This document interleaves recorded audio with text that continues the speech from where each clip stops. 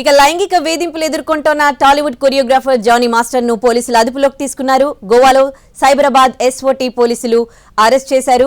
మరి కాసేపట్లో గోవా కోర్టులో హాజరుపరచనున్నట్లుగా కూడా తెలుస్తోంది. గత కొన్ని రోజులుగా నుంచి జానీ మాస్టర్ అబ్స్కాండింగ్ లో ఉన్నారు. ఎట్టకేలకు గోవాలో అరెస్ట్ చేసినట్లు తెలుస్తోంది. గోవా కోర్టులో కూడా హాజరుపరచనున్నట్లు తెలుస్తోంది. అలాగే రేపు ఉప్పరిపల్లి కోర్టులో కూడా జానీ మాస్టర్ ను హాజరుపరచనున్నట్లుగా తెలుస్తోంది. గత 5 రోజులుగా కూడా జానీ మాస్టర్ పోలీసులకు దొరకకుండా అబ్స్కాండింగ్ లో ఉన్నారు. ఎట్టకేలకు గోవాలో జానీ మాస్టర్ ను అరెస్ట్ చేశారు హైదరాబాద్ పోలీసులు.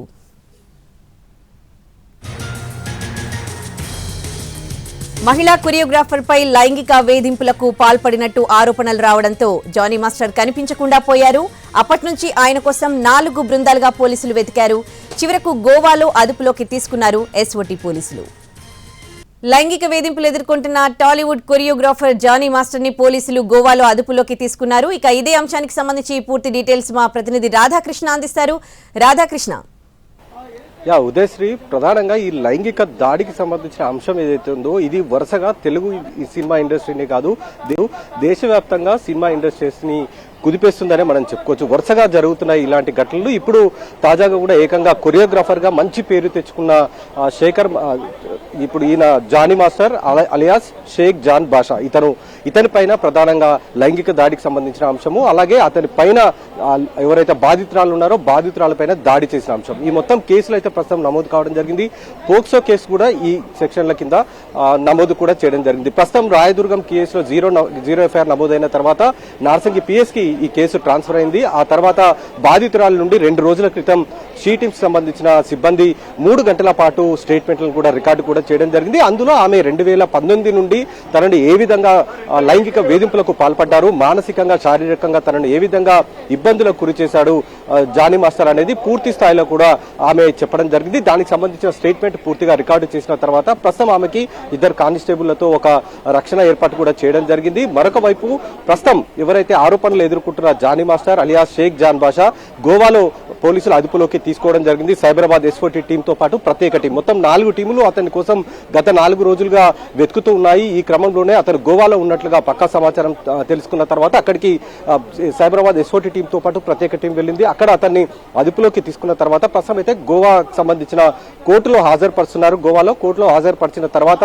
ప్రిజనర్ ట్రాన్సిస్ట్ వారెంట్ పైన అతన్ని హైదరాబాద్ కు తీసుకొని వచ్చే అవకాశం కనబడుతుంది. ఇవాళ తెల్లవారుజామున గోవాలో జానీ అదుపులోకి తీసుకోవడం జరిగింది. ఇతన్ని అదుపులోకి తీసుకున్న తర్వాత అతను స్టేట్మెంట్ రికార్డ్ చేశారు. ఆ తర్వాత గోవాలో అదుపులోకి తీసుకున్నారు కాబట్టి అక్కడ కోర్టులో హాజరుపరచాల్సి ఉంటుంది. లీగల్ గా ఎలాంటి ఇబ్బందులు రాకుండా ఉండేందుకే అక్కడ కోర్టులో హాజరుపరుస్తున్నారు జానీని. ఆ తర్వాత ఇవాళ సాయంత్రం అక్కడ నుండి బయలుదేరి రేపు ఉదయం వరకు కానీ లేదా ఇవాళ అర్ధరాత్రి వరకు కానీ హైదరాబాద్ కు తీసుకొని వచ్చే అవకాశం కనబడుతుంది. ఇక్కడికి తీసుకొచ్చిన తర్వాత ఇక్కడ కోర్టులో హాజరుపరుస్తారు. ఉప్పరిపల్లి కోర్టులో ఇతన్ని హాజరుపరిచే అవకాశం కూడా కనబడుతుంది. ఎందుకంటే పోక్సో యాక్ట్ తో పాటు లైంగిక దాడికి సంబంధించిన కేసులు కూడా ఇందులో నమోదయ్యాయి. ఇవన్నీ కూడా నాన్ బెయిలబుల్ సెక్షన్స్ కాబట్టి ఖచ్చితంగా అతన్ని కోర్టులో హాజరుపరచాల్సి ఉంటుంది. కోర్టు ఎలాంటి నిర్ణయం తీసుకుంటుంది అనేది కూడా వేచి చూడాల్సిన పరిస్థితి అయితే కనబడుతుంది.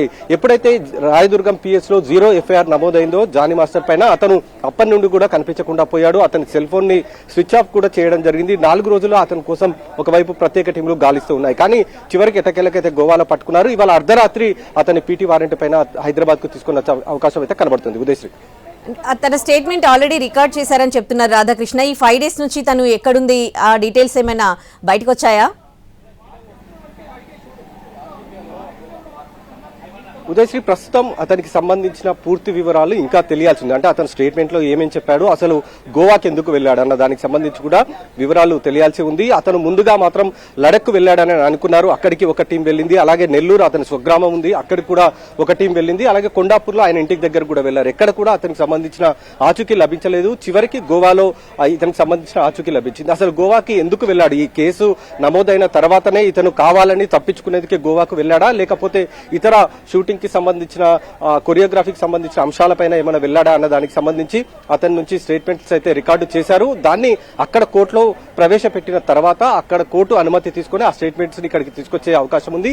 ఇక్కడికి తీసుకొచ్చిన తర్వాత మాత్రం ఈ కేసుకు సంబంధించిన అంశంలో ఎవరైతే బాధితురాలు ఉన్నారో ఆ బాధితురాలు ఇతని పైన చేసిన ఆరోపణలన్నిటికీ సంబంధించి అతని నుంచి సమాధానాలు రాబడతారు. అలాగే కోర్టులో ఈ కేసు ప్రూఫ్ కావాలంటే ఖచ్చితంగా దానికి సంబంధించిన ఎవిడెన్స్ అన్నిటిని కూడా సేకరించాల్సి ఉంటుంది. లేకపోతే కోర్టులో ఇబ్బందికర పరిస్థితులు ఎదురవుతాయి. కాబట్టి దానికి సంబంధించి ఆ బాధితురాలు తనని ఏ విధంగా లైంగిక దాడికి పాల్పడ్డాడు, క్యారీ వ్యాన్ లో ఒప్పుకోకపోతే తన జుట్టు పట్టి అద్దానికి కొట్టాడని కూడా చెప్పడం జరిగింది. అలాగే అతని భార్య కూడా ఆమెపై దాడి చేసింది అనేది కూడా చెప్పడం జరిగింది. కాబట్టి ఈ మొత్తం అంశంకి సంబంధించిన వాటితో పాటు షూటింగ్లలో తనను అసభ్యకరంగా ప్రవర్తించేవాడు, నలుగురిలో తనని తిట్టేవాడు అంటూ కూడా ఆమె పలు ఆరోపణలు చేసింది. వీటికి సంబంధించి అన్ని ఆధారాలు సేకరించాల్సి ఉంటుంది.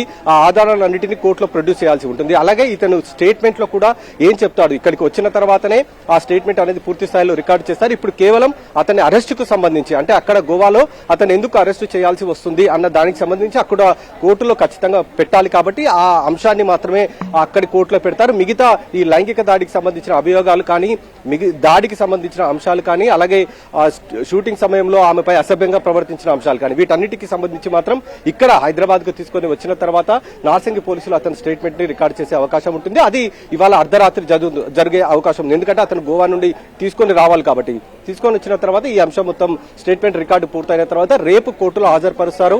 ఆ హాజరుపరిచిన తర్వాత ఎప్పుడైతే కేసుకు సంబంధించిన విచారణ ప్రారంభమవుతుందో అప్పటిలోపు వీళ్ళు ఎవిడెన్స్ అన్ని సేకరించాల్సి ఉంటుంది. అప్పుడే ఈ కేసు పూర్తి స్థాయిలో కోర్టులో నిలబడే అవకాశం ఉంది. Thanks for the live update Radhakrishna. Jani master ని పోలీసులు గోవాలో అదుపులోకి తీసుకున్నారు. గోవా కోర్టులో హాజరుపరిచారు.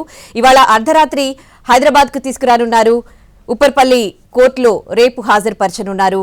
లైంగిక ఆరోపణలు ఎదుర్కొంటున్నారు జానీ మాస్టర్. తన అసిస్టెంట్ కొరియోగ్రాఫర్ పై లైంగిక వేధింపులకు పాల్పడినట్లు రాయదుర్గం PS లో 0 FIR నమోదైంది. ఈ నేపథ్యంలో 5 రోజుల నుంచి కూడా జానీ మాస్టర్ అబ్స్కాండింగ్ లో ఉన్నారు. ఎట్టకేలకు గోవాలో పోలీసులు బృందాలుగా వెతుకుతూ ఉన్నారు. ఎట్టకేలకు గోవాలో అదుపులోకి తీసుకున్నారు. గోవా కోర్టులో హాజరుపరిచారు.